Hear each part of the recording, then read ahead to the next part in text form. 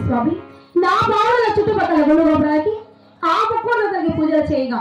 సీమలకు లోకపోసి పాములకు పాలు పోసి లోమరాని లోపల వచ్చినా కూడా ఏ దేవుడు నా మీద కరుణ చూపలేదే. నా గర్భంలో ఒక ఆడవసరం తన కలగలేదు స్వామి అంటూ అయినా మా కులదేవం కదిరి లక్ష్మీ నరసింహస్వామి ఆ కదిరి కోలు వెళ్ళిన ఆ కదిరి కోళ్ళ చుట్టుపక్కల గుళ్ళు గోపురానికి ఆ ముక్కున తగిన మనసాన్ని వేడుకున్నా కానీ ఏ దేవుడు నా కరుణ చూపి నా గర్భంలో ఒక ఆడవసరం తాను కలుగులేమో స్వామి అంటూ దక్షిణ బ్రహ్మావులో వచ్చి కదిరికోడికి ఎలా చేరి వెళ్తున్నదంటే గోవింద నారాయణ వైకుంఠ వాస గోవింద రామ రామ రామ రామ రామ రామ